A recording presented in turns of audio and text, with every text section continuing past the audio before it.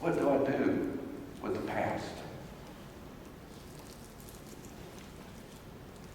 The future is becoming more and more clear as we transition here. God tells us to travel light. God tells us to travel light and to remember. Why did he say remember 231 times? Because there's an important thing that we need to learn from the past, but not be stuck in the past.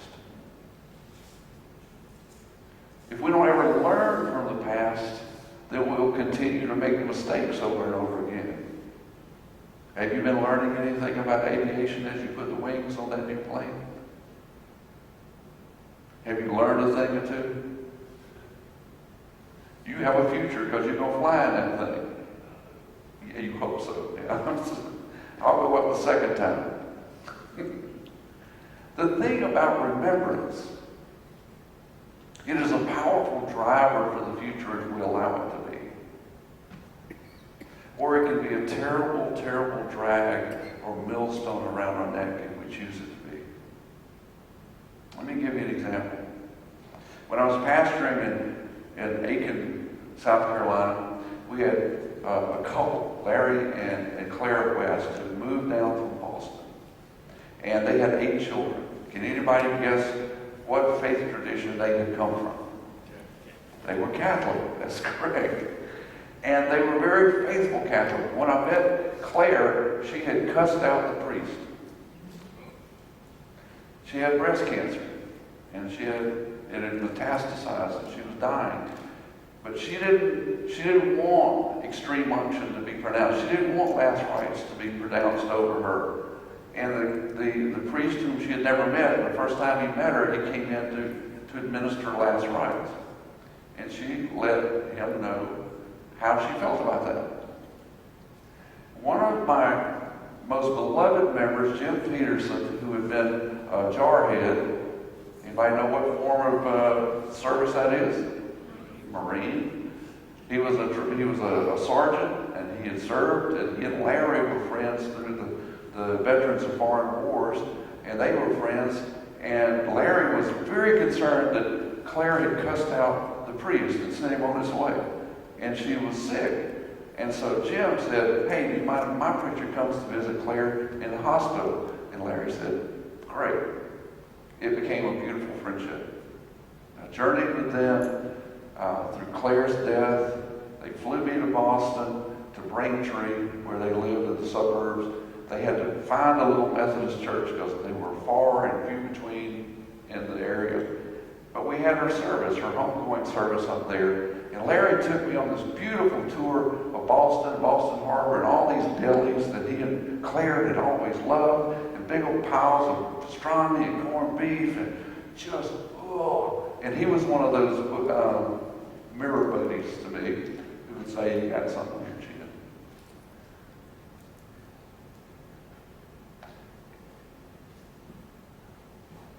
After Claire died, it wasn't long before Larry was diagnosed with stomach cancer. And Larry had been a veteran of the second wave at Iwo Jima. And if you study your World War II history, you know something about that rocky, black, sandy war battle that went on, and how many people died there. He had 3 battlefield promotions within 6 hours because of the deaths of people in front of him. But his sons and his daughter said he had never talked about it. But he had kept souvenirs that he brought home from Iwo Jima with him. There was a battle sword, there was a flag, there were maps that they had, reconnaissance folks had drawn to try to anticipate where gun positions were and what tunnels were in place that they thought they knew about, but had no idea really. But in his case, his dining room case was was a caseload of souvenirs. But he never talked about it. He never remembered out loud what he had seen and done in that place. Do your memories shape you? Have they shaped you? Have the memories from some of your past decisions, some of the past things you've been, have they informed your present decisions? Have they shaped your choices for the future? Mine have. Some things to do, some things not to do, based on those remembrances. Larry chose, for the most part, to live underground his whole life. He worked for Con Edison Electric and worked in the subterranean division. So he was always under Boston. Because he didn't like people very much. Unless they got in. When Larry was diagnosed with stomach cancer, the Catholic part of his faith began to kick in. That there was something on his heart, his mind, his imagination, that he felt like he needed to confess before he went to meet his Maker. And so we had a regular breakfast standing appointment at Waffle House on Whiskey Road. Yeah, my church was located on Whiskey Road. We always like to say we were the light on whiskey, but that's another story.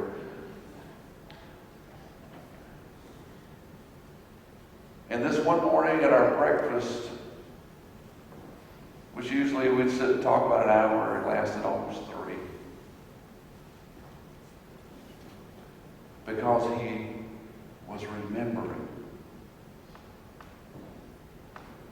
And he needed to talk about his souvenirs. And he talked about shooting his first human being when he was barely 18 years old. And he talked about taking the sword from a live human being.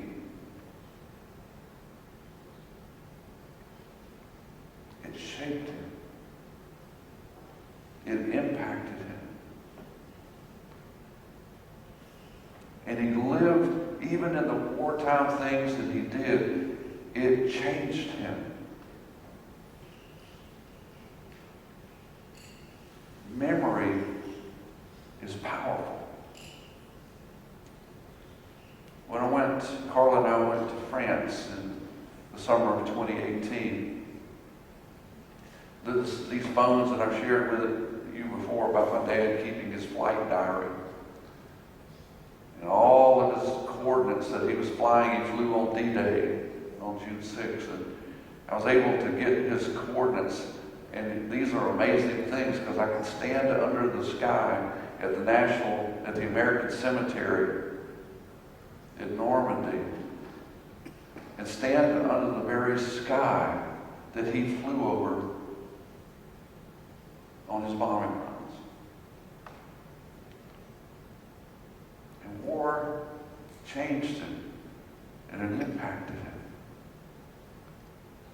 This week I was talking to a good friend of mine who used to be the manager of the food services at Aramark at Wingate, David Penn, and he was in the Navy.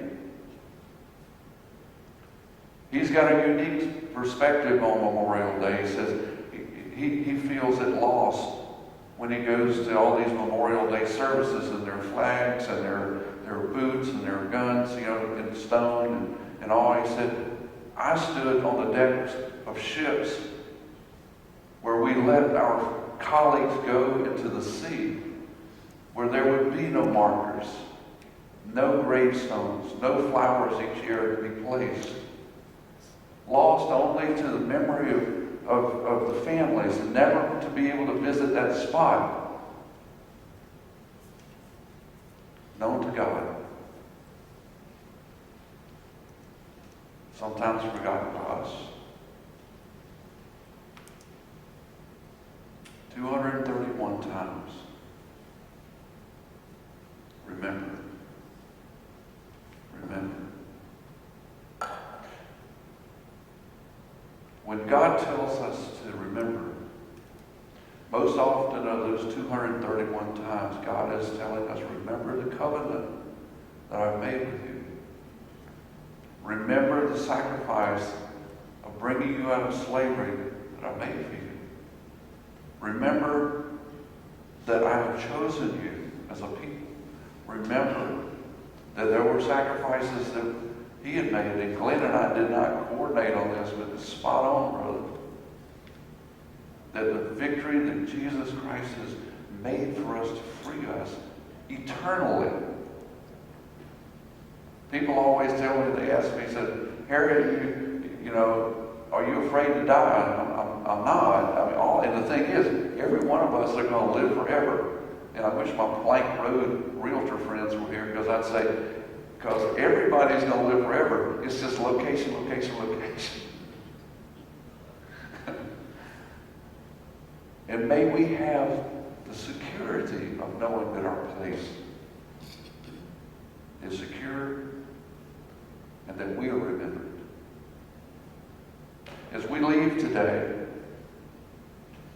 we look at graveside markers and our flags, and I even remember the specific year in 87 when caskets started having drawers in response to people wanting to put things, souvenirs for their dead loved ones into the casket.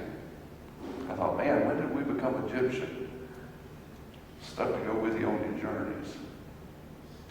But as we pause and we remember, I pray that you know that when Christ was on the cross, he remembered you. He was remembering you, me, the past generations who needed the saving grace that God is offering through him. He was remembering even from that sense of the future. He is remembering you, every one of us. So I pray that as you leave today, you feel that confidence, that sense of peace, that others have sacrificed on this mortal coil for our freedom. Christ has given us the eternal victory. You open that peace